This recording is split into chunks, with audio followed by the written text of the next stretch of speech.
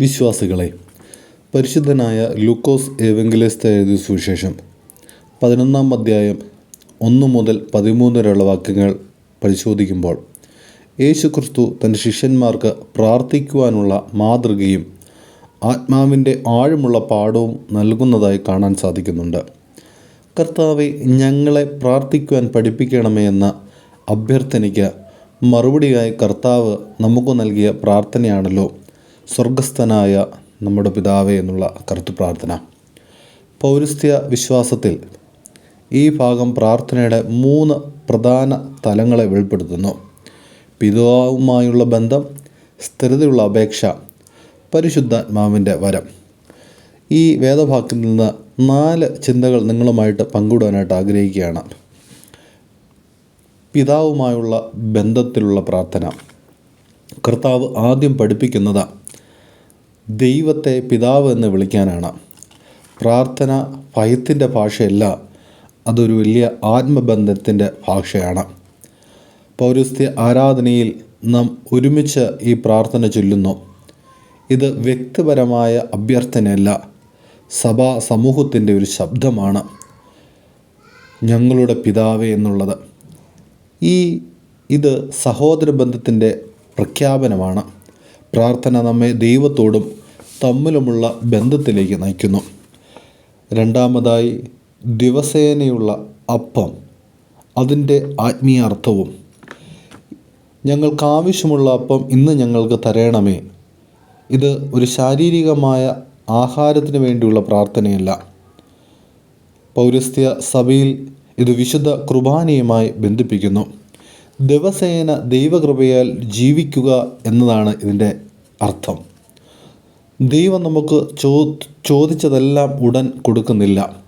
പക്ഷെ നമുക്ക് വേണ്ടതും നമ്മുടെ ആത്മാവിന് ഗുണകരവുമായതും ദൈവം നൽകുന്നു എന്നുള്ളതാണ് സത്യാവസ്ഥ. മൂന്നാമതായി, സ്ഥിരതയുടെ പാഠം. കർത്താവ് ഒരു ഉപമ പറയുന്നു. ഒരു സുഹൃത്ത് അർദ്ധരാത്രിയിൽ അപ്പം ചോദിക്കുവാൻ വന്നു. വാതിൽ അടഞ്ഞിരുന്നിട്ടും അവന് ഉറച്ച അപേക്ഷ കാരണം അവന് ലഭിച്ചു. ഇത് ദൈവം ബുദ്ധിമുട്ടിക്കുമ്പോൾ കൊടുക്കുന്നു എന്നല്ല അർത്ഥം. ഇത് നമ്മെ പഠിപ്പിക്കുന്നത് സ്ഥിരതയുള്ള പ്രാർത്ഥന വിശ്വാസത്തിൻ്റെ അടയാളമാണ് എന്നാണ്. പൗരസ്ത്യ ആത്മീയതയിൽ ജീസസ് പ്രയറും സങ്കീർത്തനങ്ങളും കൗദാശികമാവുന്ന ആരാധനകളുമെല്ലാം ഈ സ്ഥിരതയുടെ ഒരു പരിശീലനമാണ്. നാലാമതായി, ചോദിപ്പീൻ, അന്വേഷിപ്പീൻ, മുട്ടുവീൻ. കർത്താവ് ഈ 3 വാക്കുകൾ ഉപയോഗിക്കുന്നുണ്ട്. ചോദിക്കുക, അന്വേഷിക്കുക, മുട്ടുക. ഇത് പ്രാർത്ഥനയുടെ ഒരു വളർച്ചയാണ്. ചോദിക്കൽ ആവശ്യത്തെ പ്രകടിപ്പിക്കുന്നതാണ്. അന്വേഷിക്കുക എന്നാൽ ദൈവത്തിൻ്റെ ഇഷ്ടം തേടുക, തിരയുക എന്നാണ്. മുട്ടുക എന്ന് പറഞ്ഞാൽ ബന്ധത്തിൻ്റെ വാതിൽ തുറക്കലാണ്. പൗരസ്ത്യ വിശ്വാസത്തിൽ ഏറ്റവും വലിയ അനുഗ്രഹം ഭൗതിക അനുഗ്രഹമല്ല, പരിശുദ്ധാത്മാവിൻ്റെ സാന്നിധ്യമാണ്. പ്രാർത്ഥനയുടെ ഉദ്ദേശവും നമ്മുടെ ഇഷ്ടം നിറവേറ്റാൻ മാത്രമല്ല, നമ്മെ ദൈവസാദൃശ്യം കൈവരിക്കുവാൻ പ്രാപ്തരാക്കുക എന്നുള്ളതാണ്.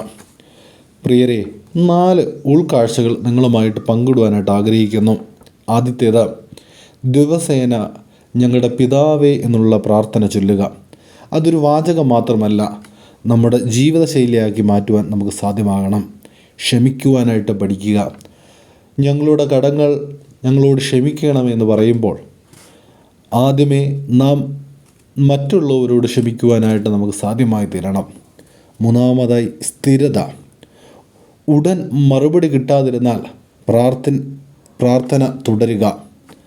നാം ആഗ്രഹിക്കുന്ന പോലെയല്ല ദൈവത്തിൻ്റെ ആഗ്രഹമെന്ന് തിരിച്ചറിയുക. നാലാമതായി, പരിശുദ്ധാത്മാവിനായി അപേക്ഷിക്കുക. ആത്മാവില്ലാതെ നമുക്ക് ഒരിക്കലും ആത്മീയ ജീവിതം സാധ്യമാകില്ല. പ്രിയ വിശ്വാസികളെ, പ്രാർത്ഥന നമ്മുടെ ആത്മാവിൻ്റെ ശ്വാസമാണ്. പിതാവിനെ വിളിക്കുന്ന ഹൃദയം ഒരിക്കലും നിരാശപ്പെടുകയില്ല. ചോദിക്കാം, അന്വേഷിക്കാം, മുട്ടാം. ദൈവം നമുക്ക് നല്ലതും ആത്മാവിന് ഗുണകരവുമായത് നൽകും. പരിശുദ്ധാത്മാവിൻ്റെ കൃപ നമ്മെ പ്രാർത്ഥനയിൽ ഉറപ്പിക്കട്ടെ.